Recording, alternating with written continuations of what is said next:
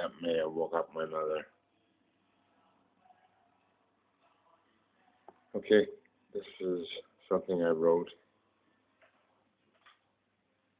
and I'm going to read it now. It's not necessary. Let me get my phone on.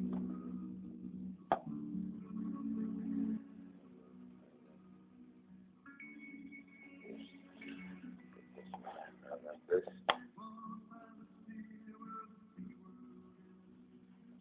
Hurry up. Terry the Bricklayer Helper is boss friend.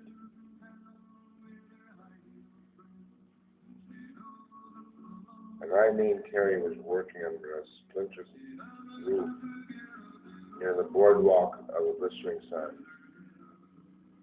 And while he was loading brick for his boss Frank,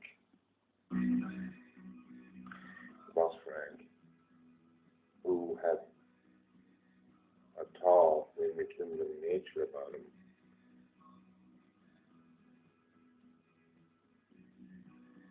as he commandeered from a dusty plank the various roles in which to play in a garden's soon-to-be-built mansion that was beckoning for its creation one day.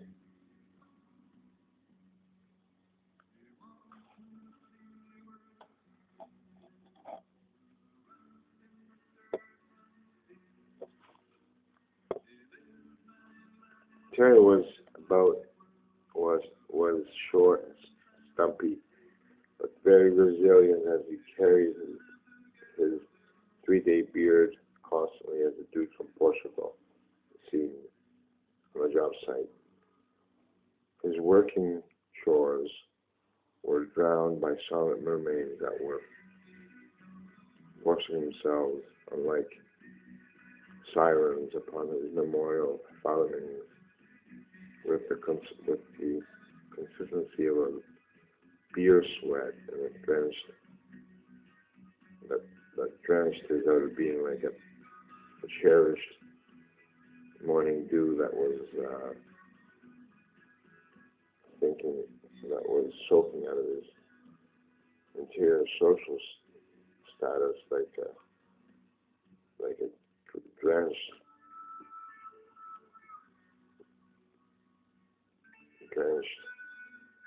moss out of a stone's outer decay. And his boss Frank was a kind, slave-ridden fellow who enjoyed his craft and not his dinner, and was baked by a wife from Abruzzo, who staunchly observed that Frank was getting older, plumper, and drunker at every stage play regarding his daily liberalizing proletariat existence. Her name was Nella, and I thought I understood sheep, cattle, and swine, unlike the cowboys of the present-day Canadian domain, because they were forced to seek refuge in immigration upheaval, to love their town land, and not to leave their town land, in order to seek solace, and even in a sheep's economical renewal in better places. No political pun intended. While they maintained their family's legacy as workers of the soil.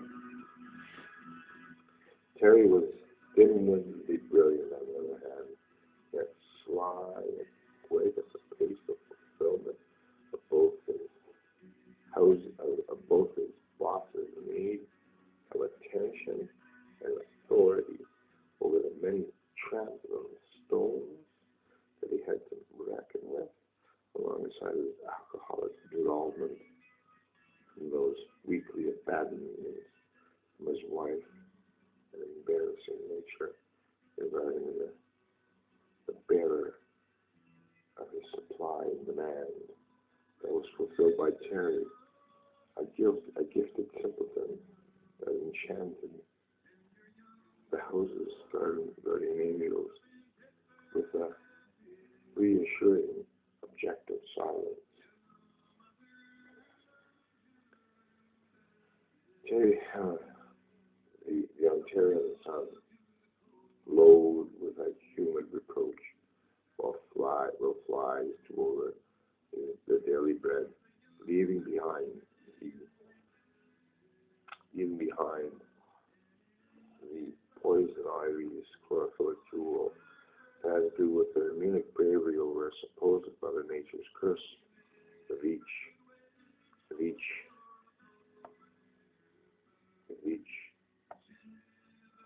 bite of their mozzarella sandwich. For there were powerful agreements to be found within their search for both silver and gold,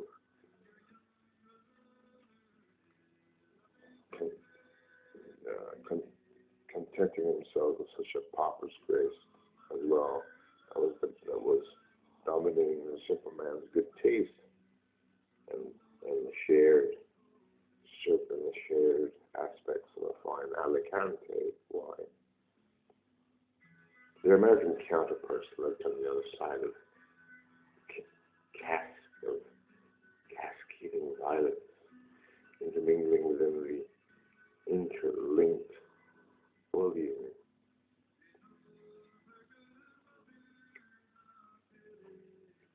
Interlinked bullion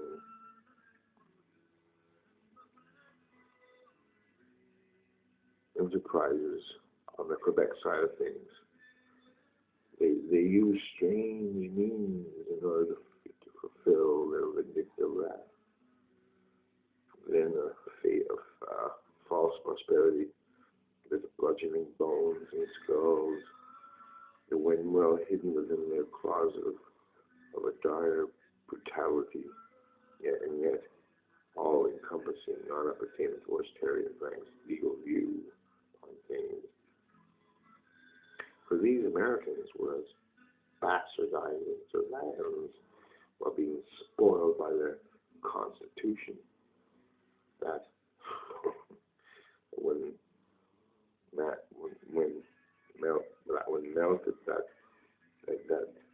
melted like the soy broth within that exported French Canadian pea soup, making the American blood thicken alongside the pomposity that involved a certain enslavement towards their sacrificial economical retribution.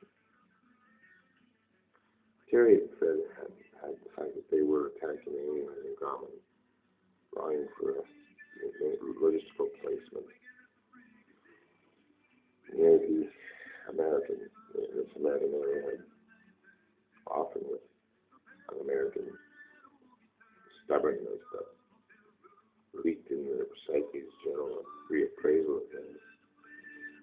For Frank and Terry were bailing Pennsylvania in order to clear the foreground from intruding American steps, because Terry found out that Nella was cheating on her husband with a Calabrian American sailor named Sal. Sal had a starry-eyed Gothic prosperity upon him, and was overbearingly true and rebellious regarding this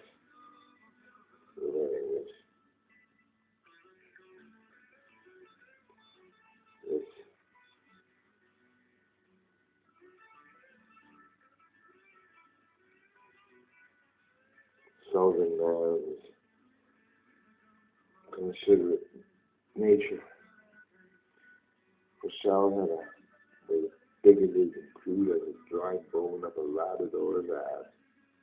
And this was strange to both Terry and Frank, because Sal was as black as a coal miner's daughter.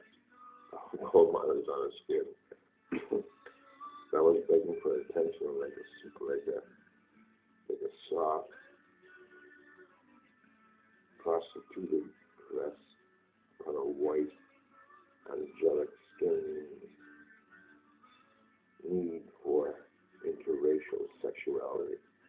Well, they sure my mother fucking ass, thought Terry while he was unloading some pink cement near the bleachers of his animalistic foresight that were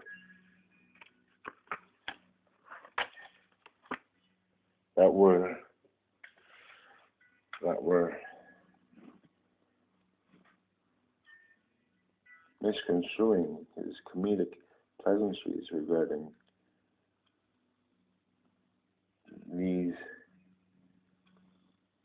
here included black sheep that were in need of a mighty repose after a hard day's plight. I'll be back in a second. I can't do it without the light off. Or no sexual referral. I'm sure that's how young I felt sometimes.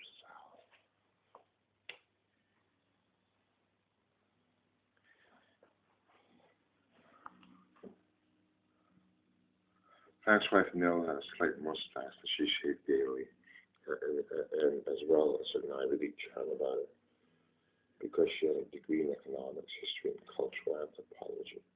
But she was a big fan of Margaret Mead and Joseph Campbell, whose mythological associations regarding the primitive aspects of mankind endeared her towards Sal's brutish integrity. But she was embittered with her stealing job she would find in Canada was a bored and frustrated accountant for a heating company named Pelosi Fuels. Sal was cruel, undignified, and ruthless, and so was Nell's Elfrigo, that demanded a certain savoir rather than repress hunger for acknowledgement and for men that were good in bed like a lightning rod from Harlem. Terry was dark-eyed and Hispanic-looking, similar to a French coureur de bois, with curly long hair that reached his earlobes, where he had his cross dangling, and a very pricklish aspect of him that kept him out of trouble, but also helped him foresee imminent danger within the clumsily awaiting recognition of his beautiful songs running Sal's and Nella's affair. Terry and Frank were cutting stone one day, cutting configurations of solidification into an aftermath display of productive bestowal. The stone had a sparkling grayish glow to it, almost similar to that of a silver incandescent shine, while being illuminated by the Canadian sun's periodic familiarity with such things. It seemed that the stone was revolving around the vertebrae of human condescension.